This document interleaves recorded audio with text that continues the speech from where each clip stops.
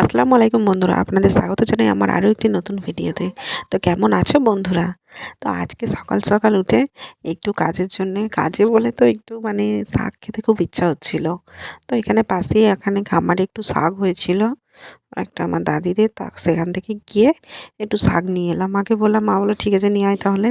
তো তার জন্য সকাল সকাল বেরিয়ে গেলাম। এই যে টাটকা শাকগুলো দেখে খুব লোভ লাগছিল, তো ওর জন্য একটু নিয়ে এলাম। মাকে বললাম একটু সেদ্ধ করে দেবে, এটাকে ছানা করে খাবো। তো তারপরে মাকে ওটা করে দিয়ে আমি আমার মেয়েকে খাওয়াতে বসে পড়লাম। একটুখানি ওর জন্য খাবার বানিয়ে নিয়ে ওকে এখানে খেলছিল, আমি বলছি, তাহলে খাইয়ে দিই। ওকে খাইয়ে দিলাম বসিয়ে। তারপর আজকে রান্নাটা মাকে বলেছি আমিই করব। মানে আজকে বাড়িতে একটু বিরিয়ানি হবে। মায়ের মানে বাড়িতে আমার হাজব্যান্ড আসবে বলে, তার জন্য বিরিয়ানি হবে। তো বাকি সবাই খাবে। মাটির চুলোতে এইভাবে আমি বিরিয়ানি বানিয়ে নিলাম। মানে আমার মাটির উনুনে রান্না করতে খুবই ভালো লাগে। তো তাই আমি আস্তে আস্তে এইভাবে বসে বসে রান্না করতে থাকছি। করতে করতে মা বললো এদিকে ভাত হয়ে গেছে। 10টা বাজতে চলছে, প্রায় 10:30 টাইমে একটু এই যে শাক ছানা, তারপরে বাকি এসব তরকারি একটু আধটু করেছিল। দুপুরে সবাই বিরিয়ানি খাবো বলে, তো ওই দিয়ে একটু ভাত খেয়ে নিলাম। তারপরে এখানে বিরিয়ানিটা হয়ে গেছিলো বলে সাজিয়ে নিচ্ছি ভালোভাবে। এখন হিটে বসিয়ে দেবো।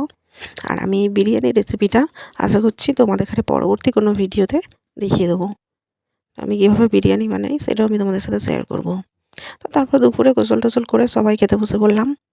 এই যে আজকে সবাই একসাথে খেতে বসেছিলাম। আমার হাজব্যান্ড এসছে বলে বিকেলবেলায় আজকে আমরা সবাই একটু বেরিয়েছিলাম। একটু এটা ওটা খাবার কিনবো, একটু ঘুরে আসবো সেই হিসেবে বেরিয়েছিলাম। তো বাজারে গিয়ে ভাবলাম ১ম এ কী খাবার নেওয়া যায়। তারপরে ভাবলাম যে একটু মানে পকোড়া-টকোড়া এসব কিছু নেবো। তো পকোড়া সেরকম খুব একটা ভালো লাগলো না খেতে। তার জন্য একটু ভাবলাম যে মোগলাই বা এগরোল এরকম কিছু নিই। তারপরে যে জায়গায় নিই সেখানে গিয়ে দেখছি দোকান বন্ধ। তো কী করা যাবে? আরও একটু ঘুরতে একটা অন্য বাজারে গিয়ে দেখলাম যে খোলা আছে। তো সেখান থেকে একটা এগরোল আর মোগলাই দুটোই নিয়েছি। তো আমি একটুখানি দোকানে গিয়ে ভিডিও বানাচ্ছিলাম যে মোগলাইটা কীভাবে বানাই দেখি। তো দেখতে দেখতে দেখলাম মোগলাই বানিয়ে আমাদের প্যাক করে দিয়ে দিল। তো তাড়াতাড়ি করে নিয়ে বাড়ি চলে এলাম, কারণ মেয়েকে রেখে গেছি। আর যেহেতু আমার হাজব্যান্ড এসছে তাই একটু রাত হলেও অসুবিধা নেই, কিছু বলবে না। আর মেয়ে থাকবে ওর নানির কাছে। তো খাওয়া কেনা হয়ে গেছে। তো বাড়ি চলে এসে সবাই মিলে খেতে বসে পড়লাম।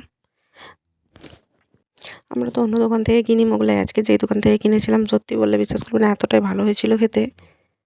তো খুবই ভালো লেগেছিল।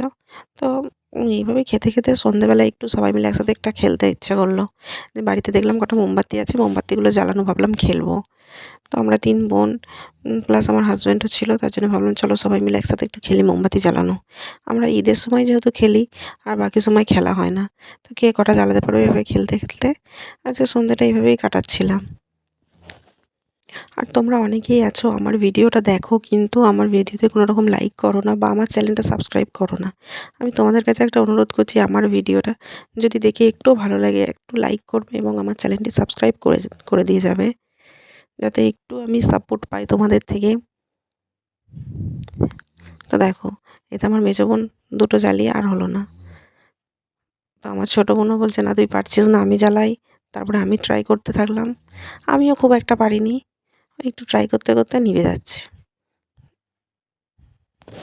তো ভিডিও এখানেই শেষ করছি, ফিরছি পরবর্তী ভিডিওতে। আল্লাহ হাফেজ।